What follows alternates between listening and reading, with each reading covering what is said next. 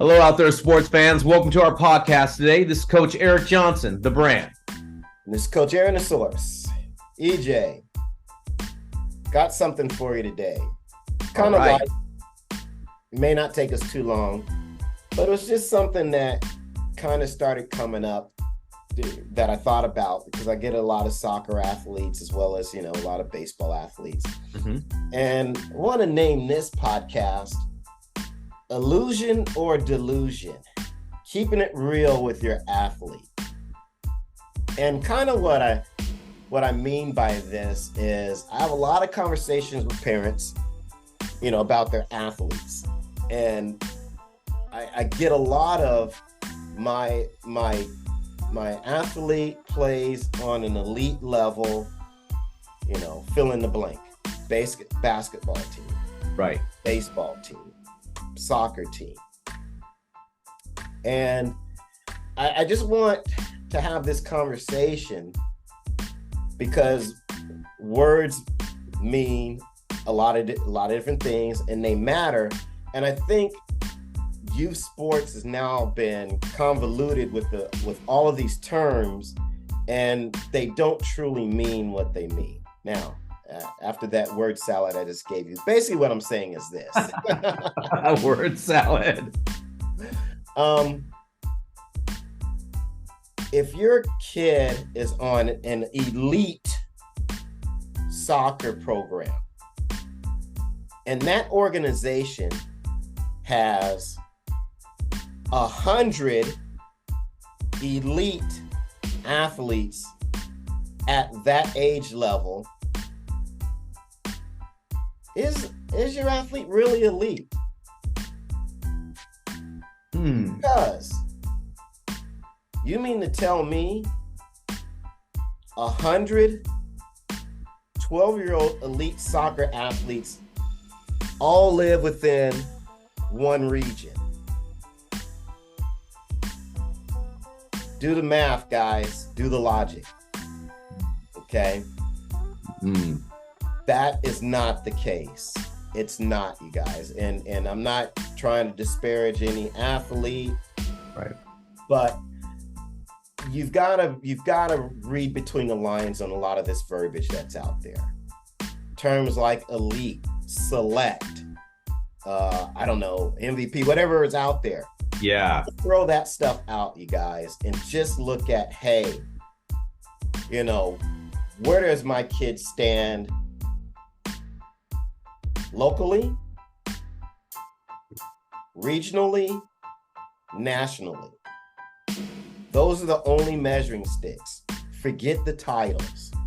And I know it's part of the marketing that clubs and programs do to get the parents to buy into what they're selling. And I just want to caution the parents, because it also can give your athlete a false sense of where their skill set lies in the broad spectrum as well. And so, that's kind of what I want to talk about. Just, again, this might be a quick conversation. Right. I just kind of find some of that stuff disingenuous.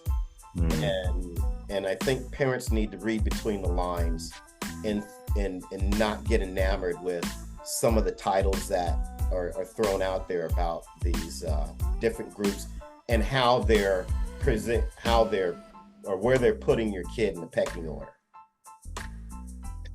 Aaron, I call it substance.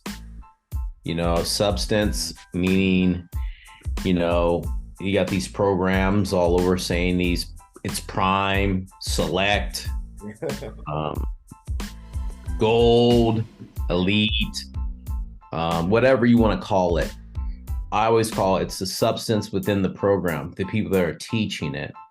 That's what makes it elite. That's what makes it. It's not the players so much. It's the substance behind the coaches. What are they teaching? Are the players gaining the information, retaining information, and improving? That to me is elite. That's what elite is players are getting better. They're improving the substance, the content, how you go about the process of teaching the athletes, and are the athletes getting better that way? And is there a plan? Is there a program that allows them to keep on moving forward? That's elite. That's special. That's select. And it can't just be about, I've got 100 athletes and they're all good and they all run this and they do that. Okay. But at the end of the day, what are they doing in the game?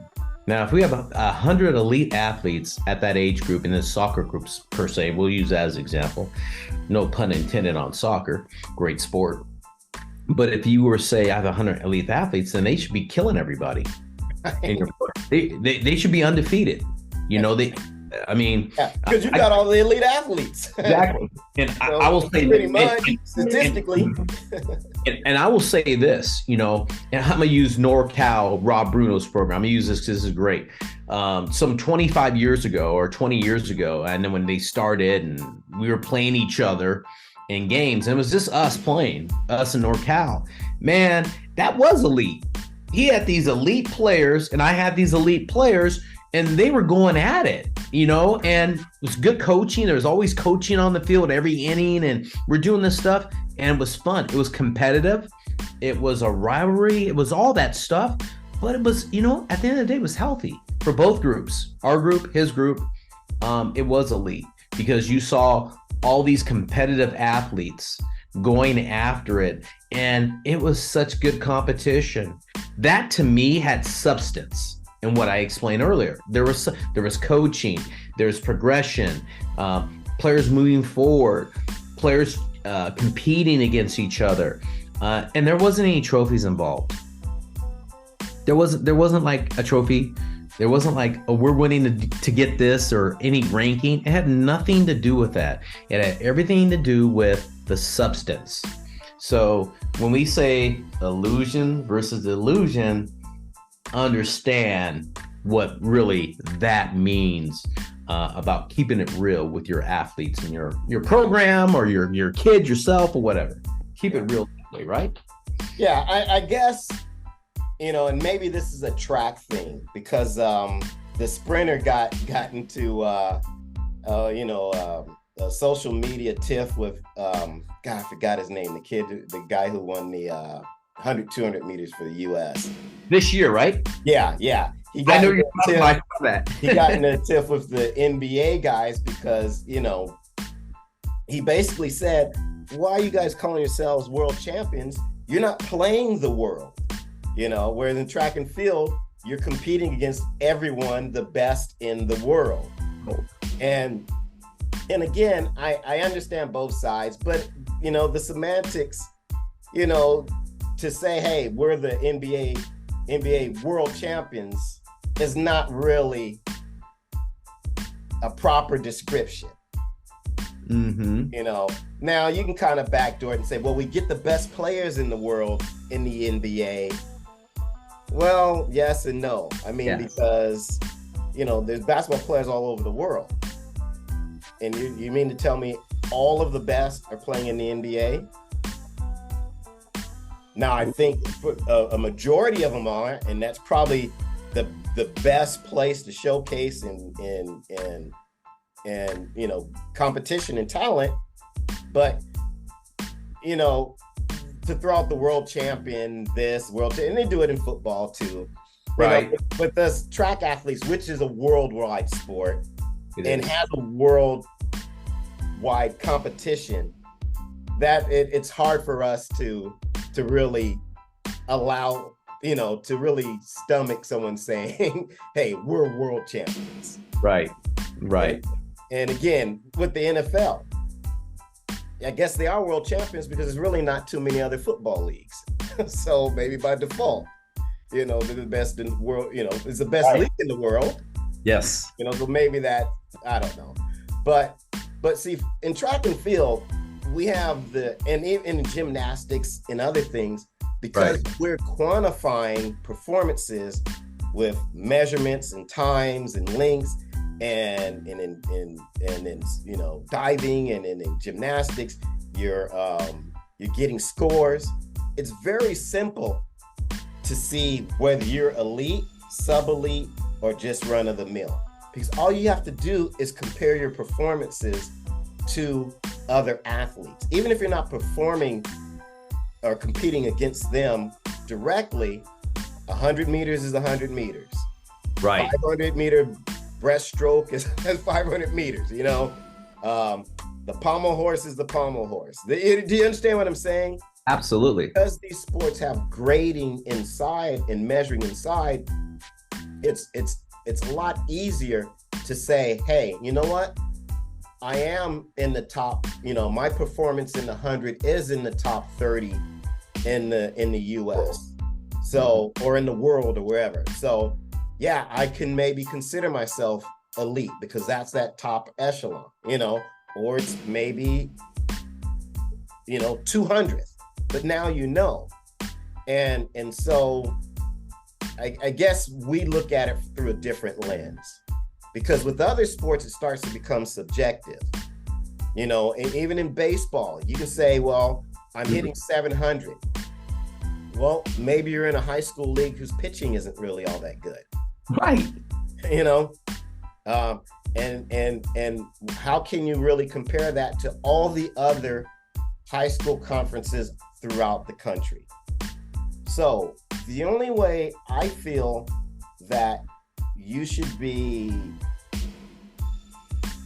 you know, putting your hat on that elite title or whatever case is when there's been a more vetted process of the athletes, and those athletes are competing against like athletes.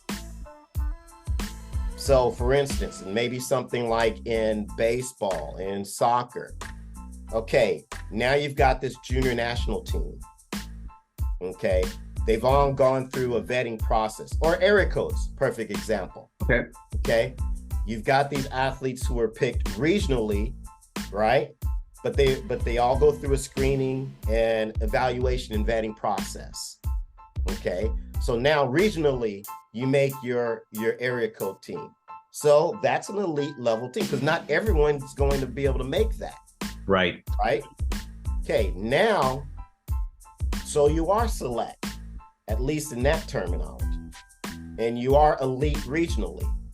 Now,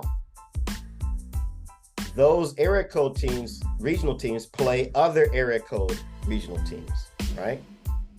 So Yes. now you're playing other select elite athletes from a different region, and you can kind of see where you wash out, you know, because now the pitching is better, the speed of the game is better, the coaching and tactics are better. And I like that aspect that you talked about. Elite is not just the physicality of the athlete, it can also be the curriculum and content of the program. And I think that's probably what's most important, and where parents should be looking at when they're looking at these programs. Okay, are they teaching next level skills? Are they doing next level training? Because if your elite program looks just like their rec program in terms of how they're operating, in terms of how their, you know, practices are run, in terms of how of the content and curriculum of what they're teaching, you're not elite. They've just slapped a label on your team and saying, okay, let's go play other people who've slapped a label on their team, call it elite. So these kids just might be better than the rec kids. And so let's just play. These other kids are better than rec kids. That doesn't make you elite. And so what I'm saying is, for me as an athlete, I was constantly measuring. And I think if you're constantly measuring yourself, not to just those local, not on just on your team, but that's where you start. You know, you start with your team, then you start with your organization, then you start regionally, then you start nationally. Then you can decide realistically whether you're elite or not. And to be honest with you, there are parents out there will say, and I know politics get into it. Well, there's politics at this level, and that's why they weren't chosen. I get it. I do. That can happen. Okay. But my answer to that, and my answer as an athlete, was, okay, that's the nature of sports. That's the nature of the sport I'm in. I've got to be undeniably good. I've got to be undeniably good. So that's apparent to everybody. And if you're undeniably good, more than likely you're going to get selected. Because what do these teams want to do? They want to win. Now, that is illusion or delusion. Well said today, Aaron. I have nothing to say after that. Man, you put it out there in front of everybody, and that was very clear.